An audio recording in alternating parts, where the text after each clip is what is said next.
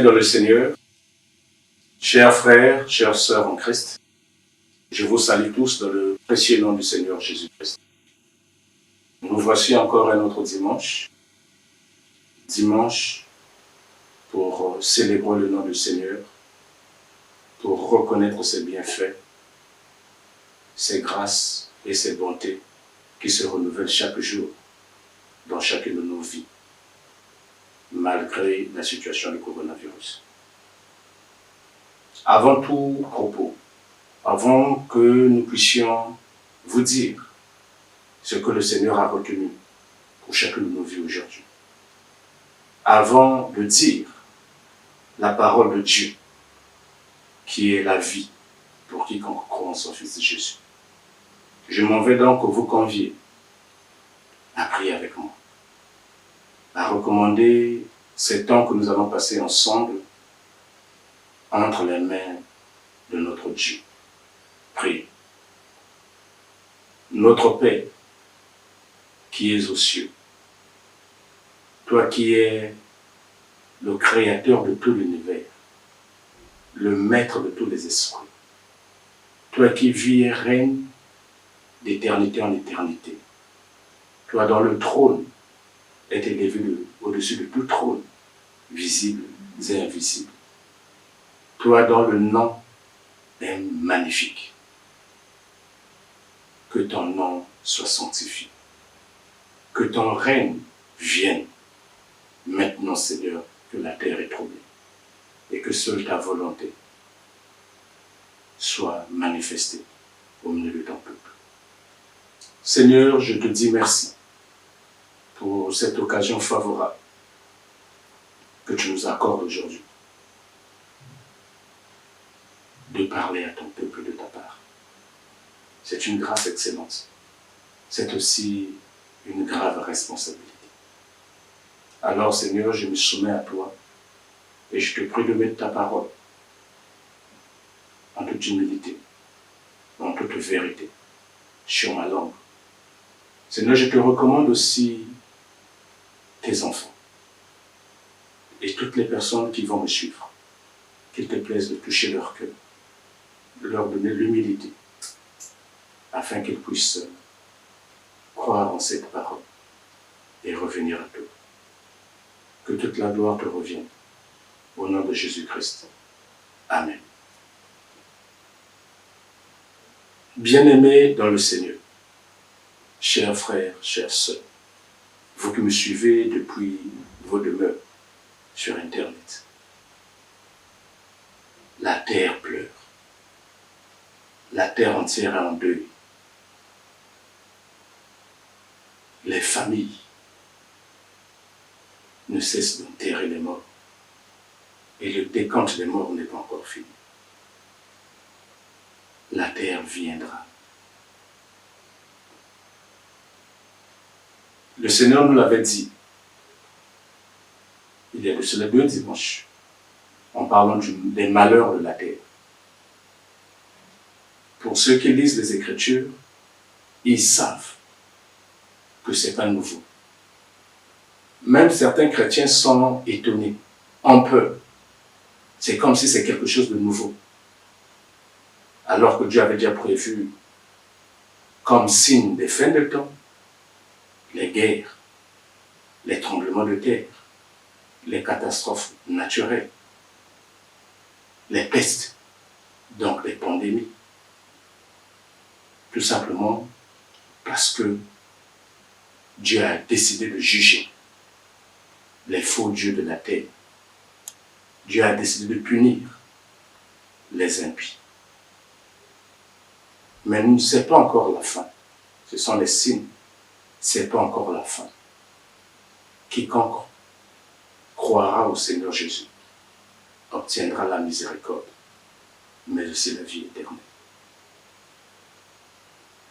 Comme par le passé, avant que je ne vous délivre la pensée du Seigneur pour ce jour, pour nos vies, pour nos familles, pour notre nation, je m'en vais d'abord. Les circonstances actuelles me l'obligent. Je m'en vais donc d'abord faire mon devoir civique, mon devoir citoyen.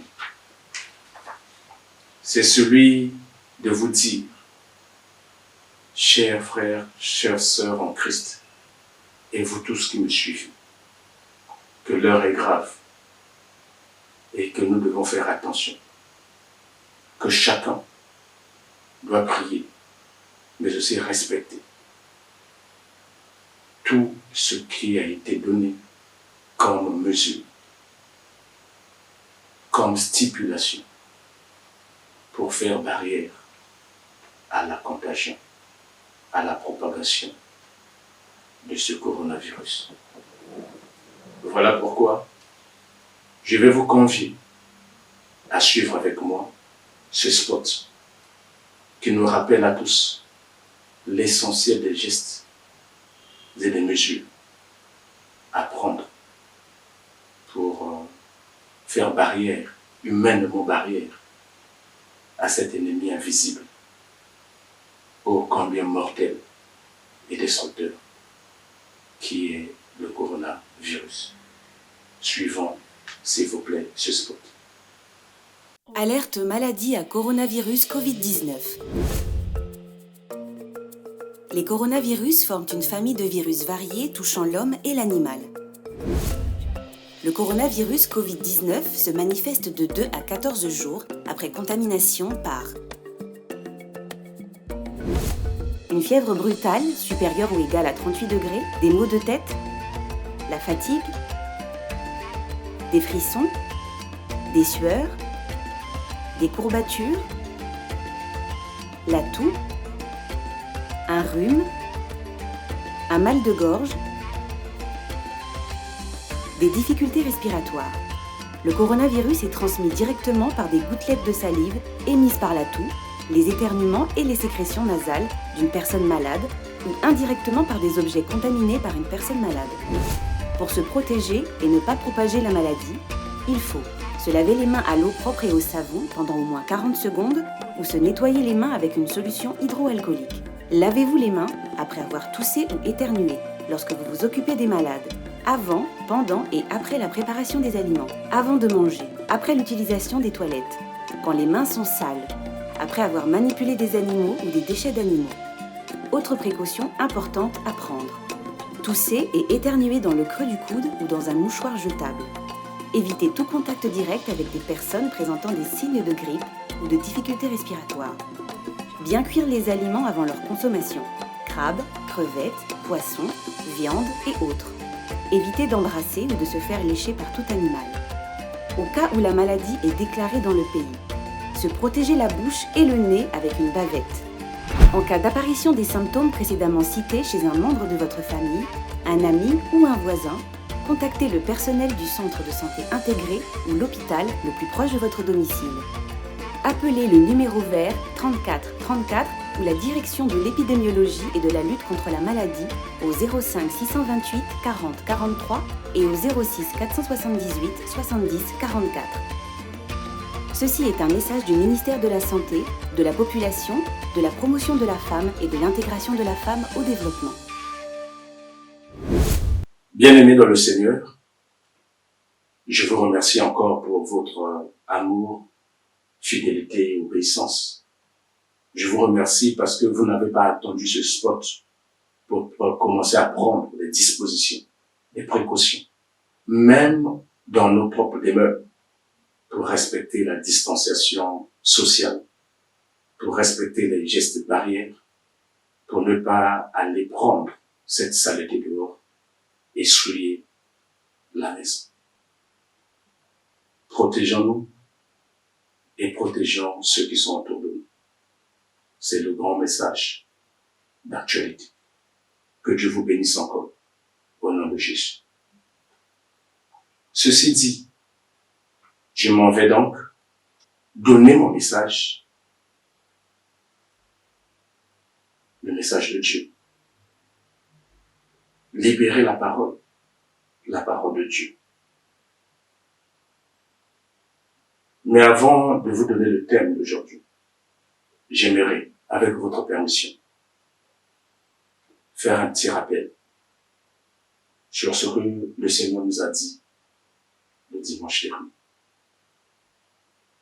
C'était le dimanche de Pâques. Et le Seigneur avait saisi l'occasion pour expliquer à son peuple ce que c'est que la Pâque et l'intérêt pour son peuple à célébrer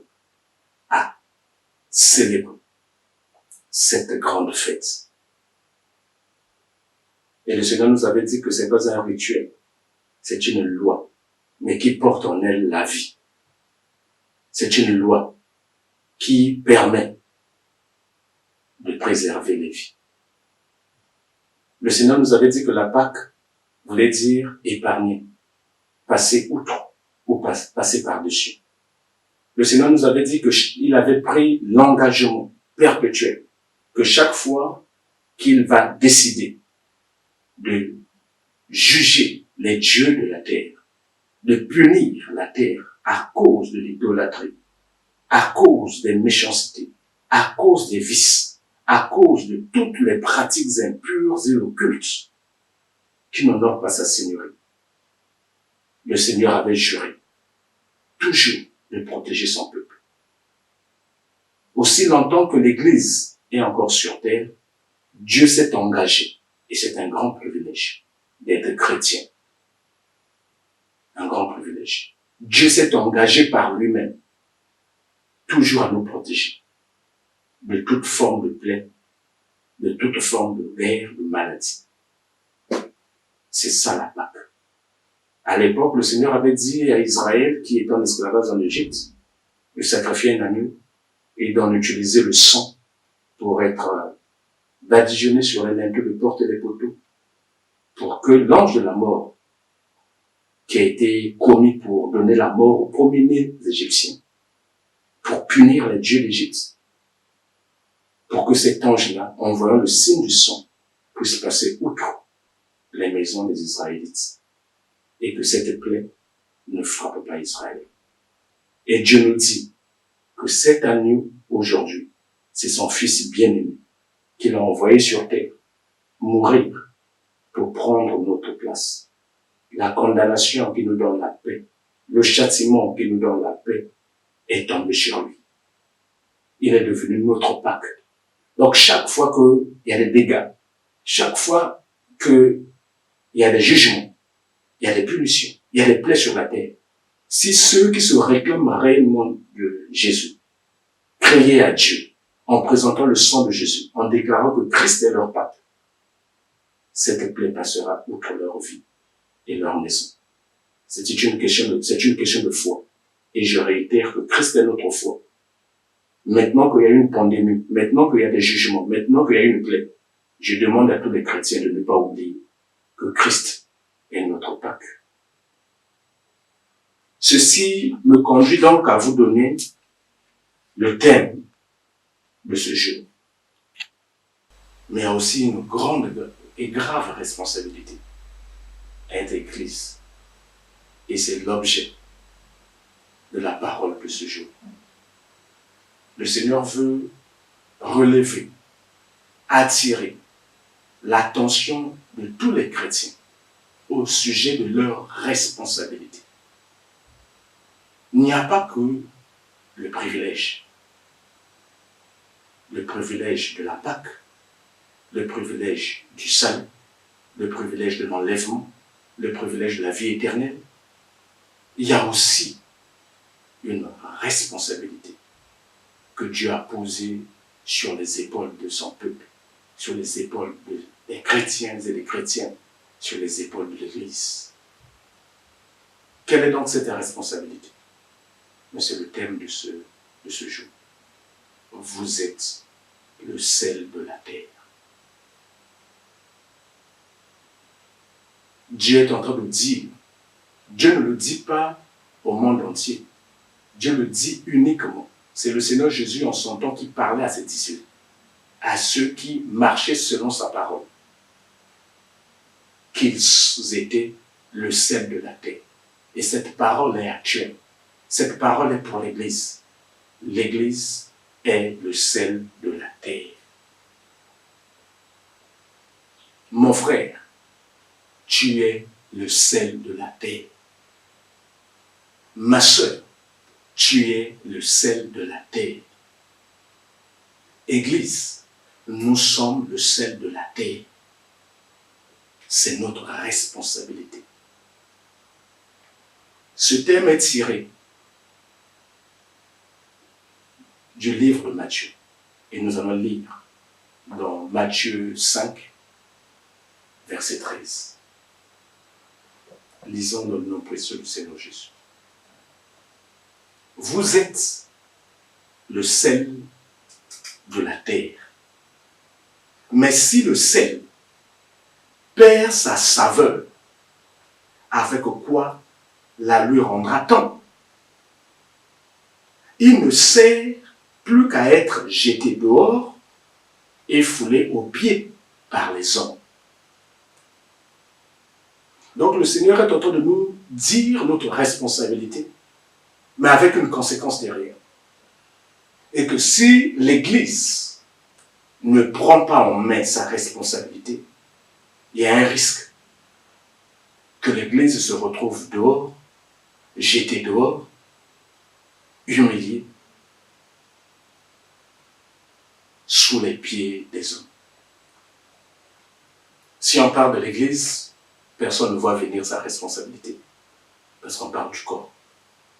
Le Seigneur est en train de te dire, ma sœur, le Seigneur est en train de te dire, mon frère, les choses qui ont été dites dans la Bible sont en train de s'accomplir.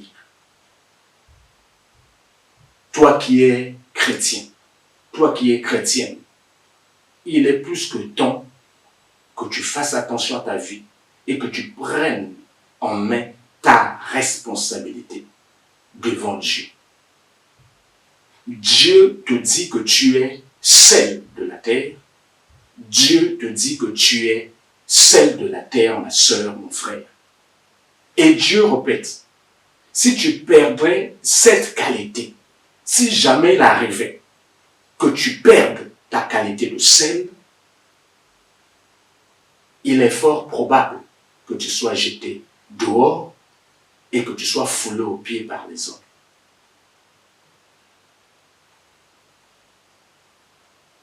Le Seigneur parle de la terre.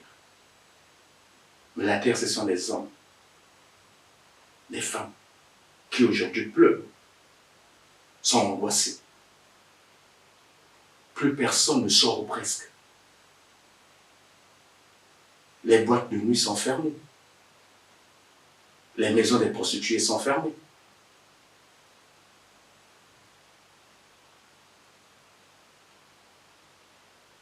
Il est plus que temps, pendant, on dira, ce temps de pause, que chacun de nous puisse tirer des grandes leçons existentielles. C'est un temps de pause qui nous est donné, où l'élan effréné au péché a été stoppé net, comme par le Seigneur. Dieu te donne, mon frère, ma soeur, toi qui es chrétien, mon frère, ma soeur, toi qui n'es pas chrétien. Dieu nous donne à tous l'occasion de se repentir et de revenir à lui. Maintenant, aujourd'hui, le Seigneur s'adresse à l'Église, mais aussi à toute personne qui voudrait être Église, qui voudrait être chrétienne et revenir à lui. Notre responsabilité face à la terre des hommes, face au monde qui est en train de se décomposer, qui est rentré dans un état de putréfaction avancé, qui est dans une forme de corruption morale, spirituelle, sociale, avancée. Dieu t'interpelle au sujet de ta qualité de sel, de ta responsabilité devant cette terre. Oui, les chrétiens vont se retourner vers Dieu pour dire, oui, il faut que Dieu fasse, il faut que Dieu intervienne. Mais Dieu dit, mais vous aviez une responsabilité. qu'avez-vous fait de votre responsabilité de celle de la terre? Pourquoi sel alors? La terre a-t-elle besoin du sel? La terre, ce sont des vies des hommes. Tous ceux qui ne connaissent pas Dieu. Tous ceux qui sont en train de dépérir, de se décomposer, de se détruire moralement, socialement.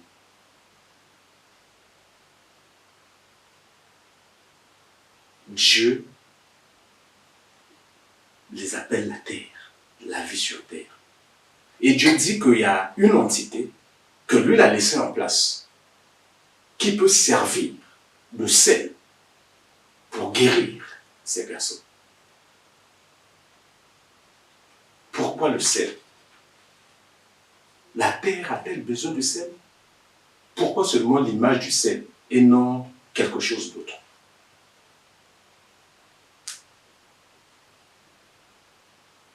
Je me suis interrogé et le Seigneur m'a donné 3 réponses que je veux vous partager pour que chacun de nous, à compter d'aujourd'hui, fasse attention à sa vie et prenne en main sa responsabilité devant Dieu, au risque un jour de se retrouver dehors, dans ce monde qui se détruit.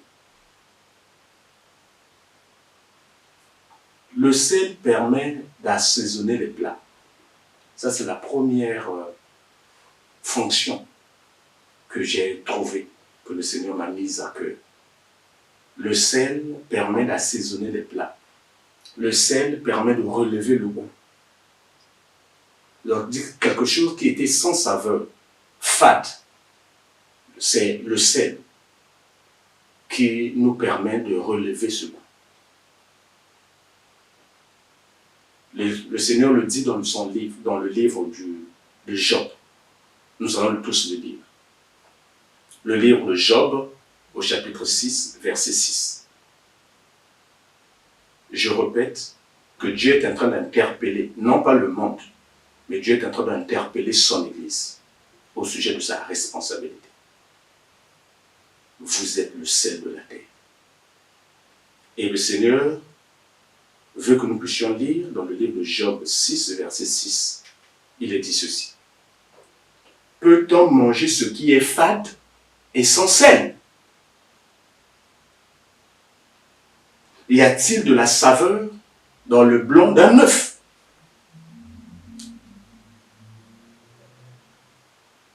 Est-ce qu'il y a de la saveur dans le blanc d'un œuf? Est-ce que l'on peut manger quelque chose de fade sans y ajouter du sel? L'Église, vous êtes en train de demander à Dieu d'intervenir sur la terre. Mais Dieu ne prend plus plaisir à la terre. Dieu ne prend pas plaisir au péché. Dieu ne prend pas plaisir à la destruction morale, à la destruction sociale, à l'idolâtrie, à l'orgueil. Donc, on montre cette même terre. Donc, cette terre est sans saveur pour Dieu, sans goût. Et c'est notre rôle, chrétiens et chrétiennes, à relever le goût, à redonner saveur, à redonner intérêt pour Dieu à cette terre. C'est notre rôle.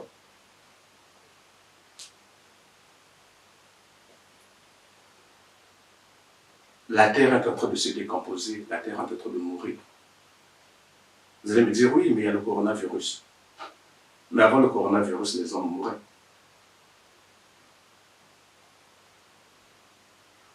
Je ne veux pas être méchant.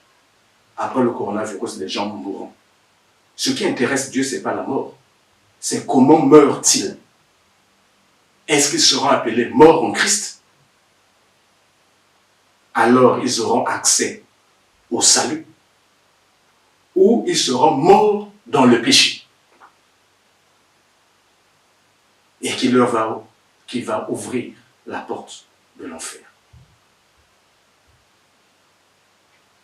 Bien-aimés, le Seigneur nous demande, chrétiens et chrétiennes, Église du Seigneur, de prendre nos responsabilités pour redonner la saveur, pour redonner la joie, pour redonner la paix, pour redonner la vérité, pour montrer le chemin à cette terre.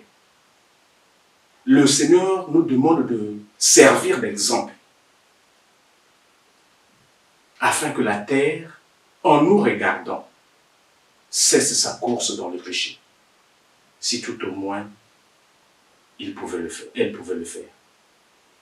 Bien-aimés dans le Seigneur, la terre redonne le goût, sert à assaisonner les plats. Nous sommes là pour pouvoir assaisonner la terre, pour donner, parce que nous avons Christ en nous, parce que le Saint-Esprit est en nous, nous pouvons aider le Seigneur en tant que sel pour arrêter la course effrénée du monde au péché. Tout au moins la course effrénée de tous ceux qui sont appelés au salut, pour qu'ils reviennent au Seigneur. Quelqu'un pourrait me dire, mais il n'y a pas que le sel. Pourquoi l'image du sel? Il n'y a pas que le sel pour relever le goût. Le sucre aussi permet de le faire. Mon frère, tu as raison. Ma soeur, tu as raison. Mais donc là, tu me demandes de te donner, d'après ce que le Seigneur m'a dit, une autre fonction du sel. Le sel est un antiseptique. C'est-à-dire le sel permet de garder éloigné d'un corps les microbes, les bactéries, les champignons, les virus qui peuvent détruire ce corps. Donc nous, Église du Seigneur, en tant que sel, nous pouvons servir d'antiseptique à ce monde. Nous pouvons aider ceux qui se perdent dans le péché, ceux qui se perdent dans la compromission avec le diable, à revenir au Seigneur. Et dès qu'ils vont revenir au Seigneur, ils vont intégrer le corps qui s'appelle l'Église. Alors là, par leur foi, ils seront préservés de ces microbes, de ces bactéries et de ces grands virus. Et je m'en vais donc vous dire qu'il y a deux grands virus, pires que le coronavirus, plus dévastateurs et destructeurs que le coronavirus. C'est le diable, c'est le péché. Ces deux plus grands virus qui sont venus détruire, décomposer et emmener la terre dans un état de décomposition, de putréfaction avancée. Et c'est face à ces deux virus que l'Église, comme celle, doit se lever pour préserver les vies. Le sel est un antiseptique qui permet de garder loin, permet de préserver les vies des microbes. Oui, le sel aussi est un puissant conservateur. Parce que quand on met le sel dans un corps et que l'on veut conserver ce corps, c'est que le sel va absorber l'eau qu'il y a dans ce corps. Avant l'arrivée des congélateurs et autres réfrigérateurs, les anciens, même jusqu'à présent, nous mangeons du poisson salé. Les anciens conservaient les aliments, les viandes, les poissons, en y mettant du sel et en exposant ces corps au soleil, donc au rayonnement de la lumière. Or, nous savons que la lumière, c'est Jésus. Donc, le Seigneur voudrait que nous, en tant que sel, puissions rentrer dans le monde au travers de la parole de vérité, au travers de l'exemple que nous donnons de nos vies, pour diminuer l'eau l'eau du péché dans les familles, l'eau du péché dans les nations, l'eau du péché. Et quand ces corps auront l'eau diminuée, nous allons les présenter à Christ, qui est la lumière, qui éclaire, qui brille, plus que le soleil. Alors le péché sera absorbé et détruit, et les vies seront préservées et préparées à l'enlèvement. Mon frère, ma sœur, nous avons une grande responsabilité. Nous, Église, nous sommes le sel de la terre. L'Église ne doit pas seulement regarder le côté privilège. Privilège de l'enlèvement. Privilège des guérisons. Privilège de la protection. Privilège de la Pâque. Privilège de la bénédiction. Privilège de l'élévation. Privilège de recevoir des révélations du Seigneur. Au-delà des privilèges, au-delà des avantages gratuits que nous recevons par grâce du Seigneur, Dieu nous appelle tous à la responsabilité. Nous sommes le sel de la terre. Et celui qui l'avait mieux dit, mieux que moi, c'est l'apôtre Paul, quand il parlait à son jeune fils Timothée. Nous le lisons dans le livre de 1 Timothée, au chapitre 3, du verset 14 au verset 15. Je lis dans le précieux nom du Seigneur Jésus. Je t'écris ces choses avec l'espérance d'aller bientôt vers toi. Mais, afin que tu saches, si je tarde, comment il faut se conduire dans la maison de Dieu, qui est l'église du Dieu vivant, la colonne et l'appui de la vérité. Voici ce que être sel veut dire. Mon bien-aimé dans le Seigneur, chers frères et sœurs en Christ, être sel de la terre, c'est être l'église du Seigneur. C'est être la maison du Seigneur. Mais c'est aussi être, et ça c'est très important pour chacun de nous, être la colonne et l'appui de la vérité sur la terre.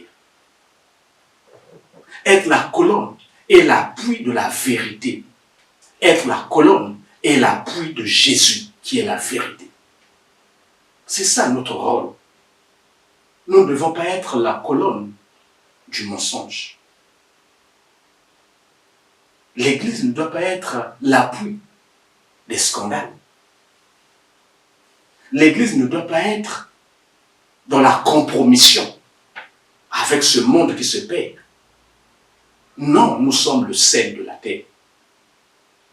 Nous sommes le sel de la terre, bien-aimés dans le Seigneur.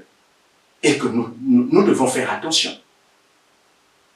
Ce que le Seigneur attend de nous, c'est que nous puissions être la colonne et l'appui de la vérité. Que l'Église serve à démontrer au monde qu'elle a la vérité. Et cette vérité, c'est Jésus. Que le chemin de la vie, c'est Jésus. Que la vie elle-même, c'est Jésus. On se moquera de nous. On dira tout ce qu'ils veulent dire. Mais tous ceux qui ont reçu un cœur, un temps soit peu, pour réfléchir au sens où le monde est en train d'aller, un jour, ils rentreront en eux-mêmes pour comprendre que Dieu existe et qu'il faut revenir à lui. Mais pour cela, si nous devenons une occasion de chute pour ce monde, ils ne viendront pas vers le Seigneur. Aujourd'hui, il y a beaucoup de gens qui aiment le Seigneur. Ils n'ont rien contre Dieu, qui ont la foi, mais qui ne savent plus où aller. Parce que les hommes, je ne parle pas de l'Église parce que l'Église ne faillira pas, mais les hommes dans l'Église, les femmes dans l'Église ont failli. Ils ne sont plus sels, ils ne sont plus exemples, ils ne sont plus colonnes de la vérité, ils ne sont plus appui de Jésus pour pouvoir libérer la vie à la terre. Bien-aimés dans le Seigneur, nous ne devons pas nous suffire uniquement des privilèges que nous avons reçus de la part du Seigneur. Nous avons une grande responsabilité qui a été posée sur nos épaules et nous devons nous lever pour travailler afin d'être réellement le sel de la terre. Que nous puissions empêcher les virus, diables, péchés de détruire les vies. Si l'Église se lève, si l'Église prie, si l'Église sur laquelle le nom du Seigneur est invoqué élève les prières, Dieu donnera la solution au coronavirus. Mais c'est pas ça ce qui intéresse le Seigneur. Oui, Dieu va guérir le monde, il n'y a pas de problème. Mais ce qui intéresse Dieu, c'est que l'Église arrive à capter ce monde, à ramener ce monde à lui, à servir de colonne et d'appui de la vérité. Bien-aimés dans le Seigneur, pour finir, Dieu nous a dit que vous êtes le sel de la terre. C'est une grande responsabilité. Si jamais, un jour, il était prouvé que nous avons failli à cette mission d'être le sel de la terre, Dieu a dit, mais si le sel perd sa saveur, avec quoi la lui rendra-t-on? Il ne sert plus qu'à être jeté dehors et foulé aux pieds par les hommes. Aujourd'hui même, il y a des hommes qui foulent aux pieds l'Église, qui ne prennent pas au sérieux les pasteurs et autres serviteurs de Dieu. Aujourd'hui même, il y a des autorités qui ne peuvent même pas appeler les serviteurs de Dieu pour demander, mais qu'est-ce qui se passe? Vous qui êtes serviteurs du Dieu très haut, que se passe-t-il? Est-ce que vous pouvez nous dire? Comme cela se faisait du temps d'Israël. Parce que l'Église est en train de manquer à son devoir. Et de moins en moins de gens, non pas qu'ils n'ont pas confiance au Seigneur, mais ils n'ont plus confiance au système dit Église. Parce que quand ils voient Église, ils pensent à autre chose. Ils ne pensent pas à l'œuvre de la croix. Ils ne pensent pas au Seigneur Jésus qui les aime, qui est monté à la croix mourir pour eux. Quand ils entendent l'Église, ils entendent nos frasques, nos bêtises, nos péchés, nos scandales. Et ça les rebute, ça les repousse. Ça crée de l'aversion plutôt que de l'attrait.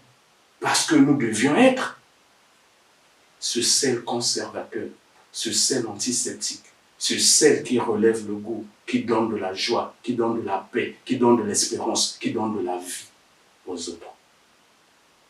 Bien-aimés dans le Seigneur. Pour finir, je vais lire le livre d'Apocalypse, au chapitre 22, du verset 13 au verset 15. Suivez cette lecture, s'il vous plaît, et que chacun de nous commence à regarder attentivement à sa vie. Parce que le Seigneur a dit que si tu n'es plus sel, tu seras jeté dans les ténèbres du dehors et foulé aux pieds par les hommes. Les hommes de ce monde vont se moquer de toi. Parce que tu étais sel, tu avais pour rôle de saler la vie. Mais toi-même, tu t'es salé, tu t'es corrompu, tu as perdu ta qualité de sel, mais c'est le monde qui se moque maintenant de toi. Qu'il plaise au Seigneur, qu'il n'en soit pas ainsi pour chacun de nous quand nous allons nous présenter devant le Seigneur. Apocalypse 22, verset 13 à verset 15. Je lis dans le précieux nom du Seigneur Jésus. Je suis l'alpha et l'oméga, le premier et le dernier, le commencement et la fin. Heureux ceux qui lavent leurs robes, afin d'avoir droit à l'arbre de vie et d'entrer par les portes dans la ville. Dehors, les chiens, les enchanteurs, les impudiques, les meurtriers, les idolâtres, et quiconque aime et pratique le mensonge. Il est dit dehors, mais pour dire à quelqu'un dehors, on suppose qu'il était dans la maison. Donc, ce sont ces personnes qui pensaient qu'au retour du Seigneur, ils resteraient dans la maison du Seigneur. Parce que l'Église, c'est la maison de Dieu. C'est la colonne et l'appui de la vérité. Mais le propriétaire de la maison viendra un jour. Il est l'alpha et l'oméga, le commencement et la fin. Il tient toutes choses dans sa main. Il connaît toutes choses. Et ce jour-là, il dira dehors, tous ceux qui étaient à l'intérieur de l'Église, mais qui se sont prostitués à d'autres dieux. La caractéristique des chiens, c'est la prostitution. Quand l'Église parle des chiens, l'Église parle des prostituées physiques, mais aussi des prostituées spirituelles, ceux qui vont s'adonner à d'autres dieux. Dieu dira ce jour-là, que ce soit les prostituées physiques qui ont fait du sexe une marchandise pour se gagner de l'argent, que ce soit les prostituées spirituelles, ceux qui sont baladés de Dieu en Dieu, les petits dieux pour lesquels Dieu est en train d'envoyer les jugements contre la terre. Dieu dit que les chiens seront mis dehors. Mais avant, ils étaient dans la maison. Mais à la fin, ils seront mis dehors. Dieu mettra aussi dehors les enchanteurs, ceux qui disent des mensonges, des fausses prophéties, des fausses révélations, des fausses visions. Ceux qui viennent pour mousser les émotions des hommes et des femmes. Ils seront aussi mis dehors. Dehors aussi les impudiques. Dehors aussi les meurtriers. Dehors aussi les idolâtres. Et quiconque aime et pratique le mensonge. Bien-aimés dans le Seigneur. Le Seigneur a dit, vous êtes le sel de la terre. Mais si le sel perd sa saveur, avec quoi la lui rendra-t-on? Il ne sert plus qu'à être jeté dehors et foulé aux pieds des hommes. Je m'en vais, pour finir, faire cet exercice avec vous. On va paraphraser ce passage. Chacun de nous va la personnaliser. Moi en premier. Et nous allons voir les conséquences qui nous guettent si jamais nous ne sommes pas trouvés sains au retour du Seigneur Jésus. Si jamais nous manquons à notre responsabilité de sel sur la terre. Ce soir, ce jour, le Seigneur a voulu parler à son Église. Relever sa responsabilité. Je vais paraphraser en disant, je suis le sel de ma famille. Si je perds ma saveur, avec quoi me la rendra-t-on? Je ne sers plus qu'à être jeté dehors et foulé aux pieds des hommes. Pourquoi foulé aux pieds des hommes? Parce que j'aurais manqué ma mission. Parce que Dieu dira, tu n'as été bon à rien. Tu t'es occupé seulement des privilèges. Venir à l'église pour chercher les bénédictions. Venir à l'église pour chercher l'élévation. Venir à l'église pour chercher la protection. Ça, ce sont des privilèges. Mais la responsabilité, celle de servir de la terre, de servir de sel à cette terre qui meurt, qui se décompose, qui est en état de putréfaction avancée, tu ne l'as pas fait. Au contraire, tu t'es laissé corrompre, séduire par le péché, par le diable et par les désirs de la chair. C'est ce que le Seigneur nous dira un jour. Alors maintenant qu'il est encore temps, bien-aimés dans le Seigneur, nous qui sommes l'Église, interrogeons-nous et revenons à ce qui est essentiel. Servir le sel pour la terre. Merci à vous tous qui m'avez prêté votre attention.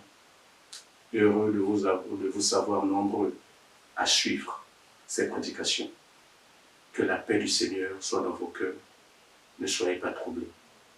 mais que chacun revienne au Seigneur, fasse attention à sa vie et prenne ses responsabilités en tant que celle de la terre. Que Dieu vous bénisse. Je prends rendez-vous avec vous pour le dimanche prochain.